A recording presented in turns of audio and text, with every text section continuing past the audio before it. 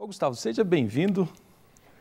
Ô Charles, muito obrigado pelo convite. Você é da casa, né, Gustavo? É uma alegria estar bom. aqui, viu? Muito obrigado. E as pessoas sempre gostam muito de ouvir você. Sempre lembram, né, do programa que você apresentava aqui, é o Em Debate. Uma época, passa rápido, né?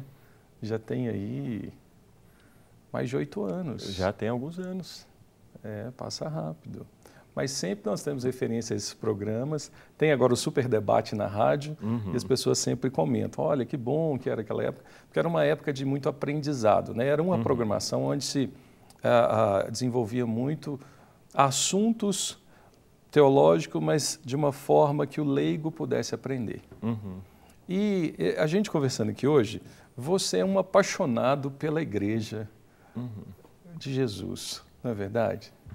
Aí você falou aí da reforma, e às vezes quando as pessoas falam de reforma, elas pensam apenas da reforma na igreja, mas não foi uma reforma na igreja, foi uma reforma na sociedade como um todo. E esse tema é extremamente relevante para nós hoje, que vivemos no Brasil. Tivemos há poucos dias eleições na nossa nação brasileira. E existem muitos elementos no Brasil hoje que combinam muito com elementos que havia na Europa antes da Reforma Protestante. São coisas muito parecidas. A Reforma Protestante foi, na verdade, uma reforma da sociedade como um todo. Por exemplo, o governo da Europa naquela época era exercido por um imperador, mas acima desse imperador havia um papa. Portanto, o papa ele representava não apenas o governo espiritual, mas também representava aquele que tinha um governo temporal das nações. Ele era aquela pessoa acima do rei. Ele não decidia apenas as coisas da igreja, ele decidia também as coisas da sociedade. Ele tinha essa influência. Então, por causa dessa influência, por exemplo, ele começou a tentar vender benefícios para as pessoas. As indulgências, como você falou aí no início do programa, era uma maneira de tentar manipular as pessoas para que aquelas pessoas estivessem sempre presas à igreja. Eles vendiam as indulgências dizendo, se você comprar esse pedaço de papel, eu, autoridade, garanto para você benefícios nessa vida e na vida por vir. E essas pessoas acabavam comprando esses documentos e ficando atreladas à Igreja Católica. A sociedade era uma sociedade que vivia na miséria, era uma sociedade muito forte, paupérrima. E, de repente, a Igreja Católica ligava essas pessoas a ela, vendendo as indulgências. E essas pessoas ficavam conectadas, dependentes da Igreja Católica. Existem hoje no Brasil alguns programas sociais estabelecidos pela autoridade máxima da nação. Esses programas sociais também, de alguma maneira, prendem essas pessoas a essa autoridade máxima do nosso país.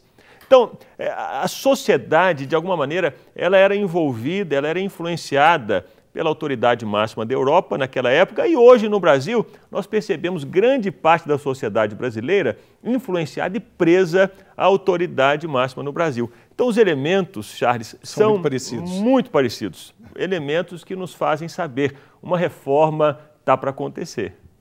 Agora, nós temos dificuldades, desafios, temos uma nova história agora, mais 4 anos no nosso Brasil de governo, mas nós temos a igreja, a igreja protestante.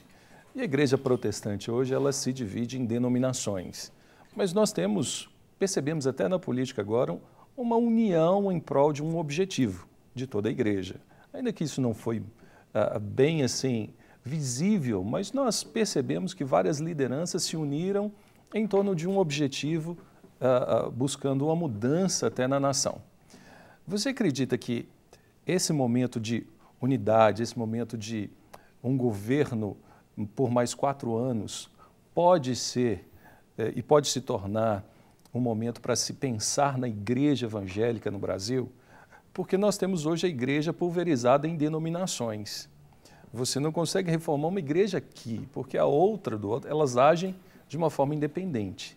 Você percebe que é um campo fácil para que essa unidade, esse momento de governo, possibilite uma um diálogo entre as denominações com o objetivo de mudar a nossa nação? Bem, Charles, no período que antecedeu a Reforma Protestante aconteceu no século XVI. Nos séculos 13, 14, 15, a igreja na Europa, ainda que ela tivesse um nome só, ela não era uma igreja uniforme, era uma igreja muito diversa. Havia diversos grupos diferentes dentro da igreja católica antes da Reforma. Havia diversos grupos religiosos na Europa nesse período.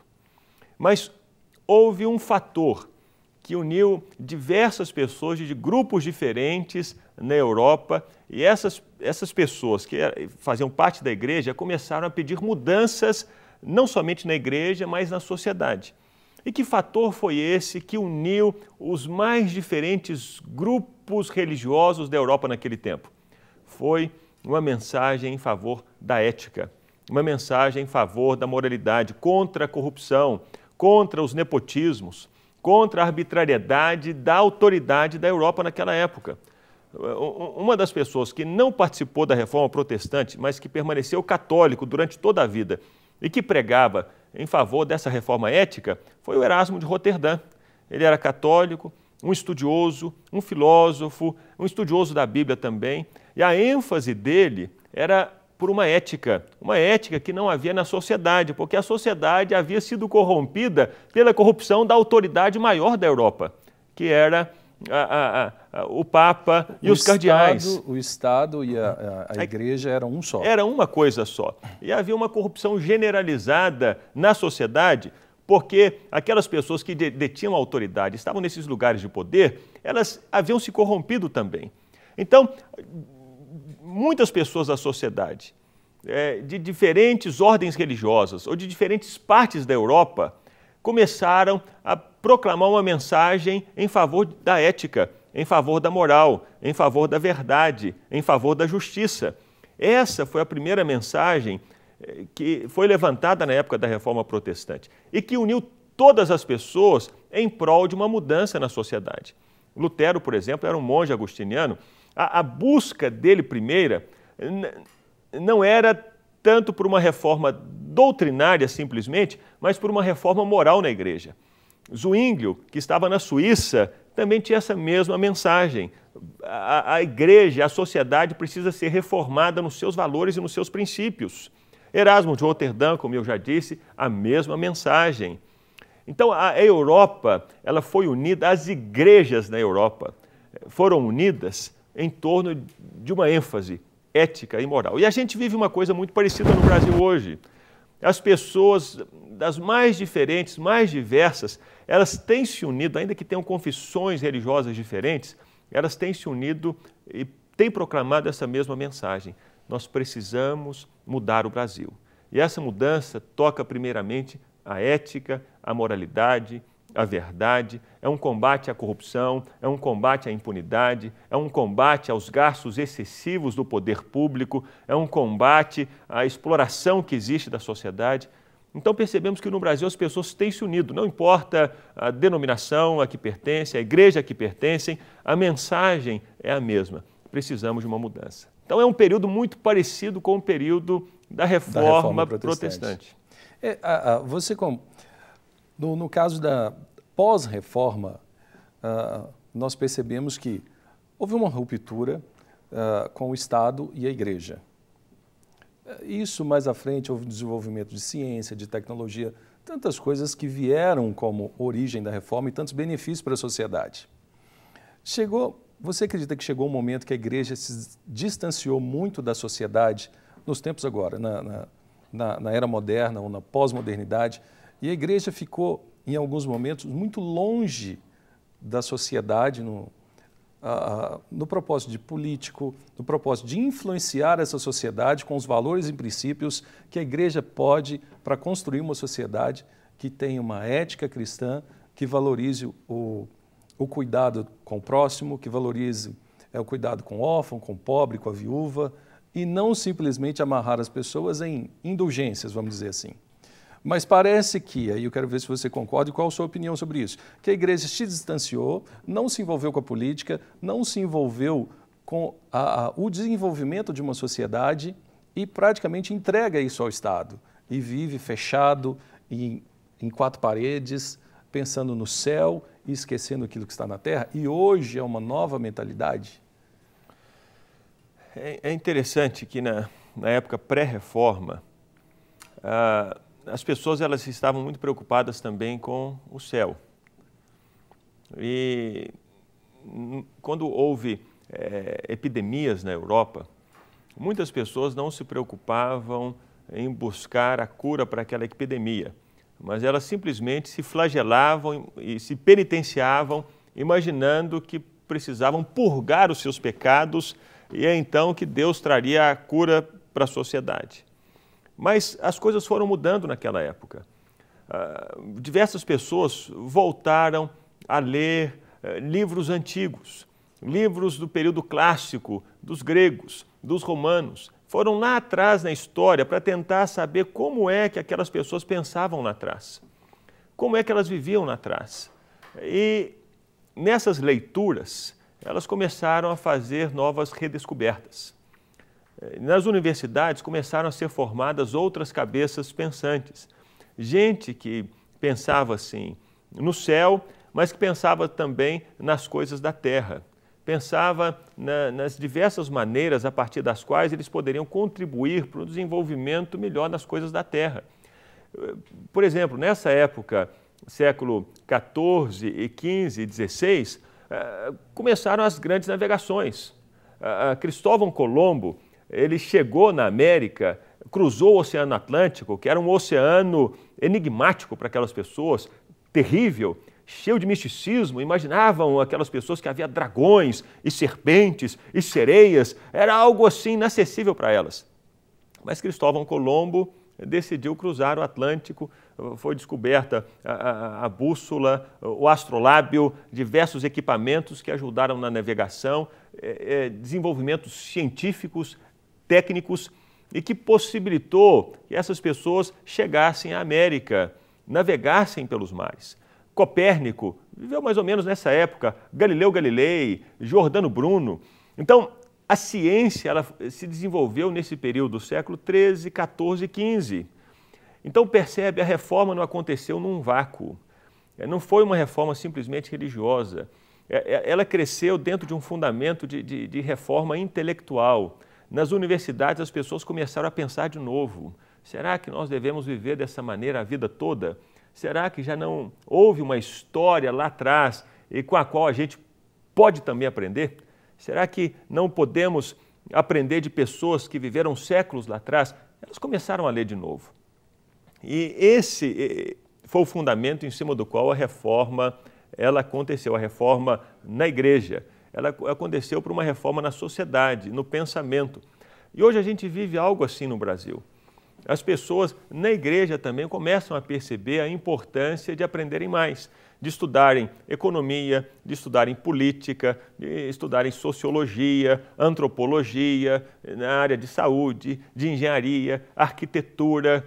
Então, hoje a gente percebe essa busca pelo conhecimento também das coisas, vamos dizer, terrenas, uma vez que as pessoas percebem que Deus as chama não somente para pensarem nas coisas do céu, mas para transformarem aqui as coisas da terra. A gente vive esse movimento muito parecido. Então, o ambiente que a gente vive hoje no século XXI aqui no Brasil é um ambiente muito parecido com aquele que as pessoas viveram no século XV antes da reforma. É uma diferença aí, porque a gente tinha muito antes o secular e o sagrado, né? O profano e o sagrado. Então, uma profissão, ela pode ser exercida, mas domingo eu vou para a igreja. Hoje é um todo, ou seja, um médico, ele é um médico cristão, ele é um profissional cristão a serviço do reino, onde ele estiver, em um hospital, ou sendo um diácono ou um pastor na igreja. É essa mentalidade que vai nos ajudar a transformar a sociedade. Você acredita nisso? Tem a ver com levar essas pessoas a compreenderem que através das suas profissões, nos seus locais de trabalho, não somente dentro da igreja. Pois é, tem a ver com os princípios, Charles. Princípios que são adotados pela pessoa durante toda a vida dela. As pessoas começam a perceber e começam a entender que elas não são crentes apenas no domingo, quando vão à igreja, mas elas são crentes também na segunda-feira, quando estão no trabalho, ou na escola, ou dentro de casa, ou com os amigos, e também na terça-feira, e na quarta-feira, e na quinta-feira, durante todos os dias da semana. Elas vivem e buscam viver os mesmos princípios. O princípio da verdade, o princípio da transparência, o princípio da ética, o princípio do respeito ao outro, o princípio da não corrupção, de não se deixar corromper, de não se deixar vender, o princípio do serviço ao próximo. Esses princípios começam a nortear a vida das pessoas em todo o tempo. E essa foi a mensagem na época da Reforma Protestante. Os religiosos subiam no púlpito e falavam de Deus, falavam da importância da verdade, da importância da ética, da importância da prudência, da importância do equilíbrio, da moderação. Mas quando eles desciam do púlpito, eles viviam o contrário. Eles viviam a gula, eles mentiam, eles exploravam as pessoas. Então eles viviam uma vida na igreja e uma vida fora da igreja. Os reformadores se levantaram com a mensagem de que a pessoa ela deve viver o mesmo princípio sempre. Não somente quando está na igreja, celebrando o culto a Deus, mas também quando está no campo, trabalhando a terra, quando está se relacionando com os empregados, quando elas estão se relacionando dentro de casa, marido e mulher, e com os filhos. Portanto, a mensagem da reforma foi essa mensagem da ética, da verdade, do equilíbrio, da pureza, da moderação, de uma vida coerente. E hoje também a mensagem começa a ser proclamada dessa maneira. Puxa vida, a pessoa ela sobe na tribuna e ela ou vai para frente da televisão e fala um tanto de coisa, mas na verdade, no dia a dia, ela vive outra coisa completamente diferente. A sociedade não está suportando isso mais. Ela começa a perceber as incoerências da vida e do discurso. E essas eleições que vivemos, ou as manifestações do ano passado, elas anunciam esse desejo de mudança. Nós não suportamos isso mais. Isso está errado. Precisa haver uma transformação do Brasil. Não basta a pessoa subir na tribuna e aparecer na televisão e proclamar uma mensagem, todo mundo diz, olha, que mensagem linda. Se a vida da pessoa é uma vida mentirosa, uma vida incoerente. As pessoas hoje veem isso. Eu vejo assim, não só hoje, talvez o mais conhecido seja Lutero, se fala muito de Lutero, mas tivemos os pré-reformadores que praticamente deram a vida para que a reforma acontecesse. Ou não para que a reforma acontecesse, mas eles morreram com um sonho. E isso trouxe grandes benefícios para a gente e acabou que com Lutero isso ficou marcado. As 95 teses afixadas ali numa capela de Wittenberg, numa cidade, num grande centro, nos leva a pensar, me leva a refletir o seguinte, Gustavo, as pessoas saíram das suas casas e foram até a igreja, que era o local, um mural na época, vamos dizer assim, para saber o que acontecia, para ler o jornal, vamos falar assim, da época. E as pessoas voltaram para as casas. E nas casas, elas, eu acredito, começaram a refletir e conversar umas com as outras. Olha, você viu aquilo que estava fixado na capela de Wittenberg? Você viu 95 propostas, 95... O que nós temos hoje? Nós somos escravos de uma situação. E esses pensamentos, acredito eu, não começou a se pulverizar ou se multiplicar nas ruas. Eu acredito que ele começou a se multiplicar nas casas. Wittenberg vem e faz um xerox daquilo, vamos dizer assim, e panfleta aquilo, provavelmente foram levados para as casas. E distribuído de casa em casa, vamos dizer assim, as pessoas levando para as casas, grupos talvez se reuniram, não sabemos isso ao certo, né? Mas talvez grupos se reuniram e ali começaram a pensar, a refletir e a reforma explode. De uma forma, por um lado, até com violência, mas a outra traz uma compreensão tão clara da graça de Deus. E aí minha pergunta é, uma reforma hoje, que ela será tanto política como na vida da igreja, porque isso vai acabar se interagindo, o caminho é no lar, é em casa, pessoas reunidas de casa buscando a transformação da nossa sociedade? Também, Charles, também em casa. Mas quando você citou aí Lutero afixando as 95 teses nas portas da Catedral de Wittenberg, nós percebemos ali o uso da comunicação, como a televisão, o uso da mídia. A mídia que existia naquela época era exatamente a porta da igreja. Era o lugar para onde as pessoas iam e de onde elas recebiam informação daquilo que estava acontecendo. Quando Lutero fez isso, ele disse: eu quero tornar esse debate público, eu quero publicar as minhas ideias, eu quero chamar as pessoas para o diálogo. E não somente isso, ele também dá um passo em direção à liberdade. Essas ideias não podem ficar presas comigo ou em um lugar. Elas precisam ser debatidas livremente, dialogadas livremente, publicamente. Então, a reforma também foi esse avanço, foi essa busca, essa mensagem de busca pela liberdade de expressão, a liberdade de diálogo, a liberdade de ideias. Séculos atrás, pessoas que tentaram dialogar livremente com as suas ideias foram mortas. A autoridade da época jogou essas pessoas na fogueira, dizendo: vocês não podem falar isso. Vocês têm que manter isso dentro de casa, somente com vocês. Quando Lutero colocou isso na porta da igreja, ele, mais uma vez, ele proclamou liberdade. Precisamos ser livres. Hoje existe uma discussão no Brasil sobre o cerceamento da mídia, sobre o colocar limites para a mídia, esse cerceamento da liberdade, esse cerceamento essa limitação da possibilidade de alguém falar livremente aquilo que pensa, colocar as suas ideias, chamar os outros para o debate, para o diálogo. Hoje nós vivemos uma situação no Brasil muito sensível e muito delicada. Um risco muito grande para a gente, né? Vivemos esse tempo.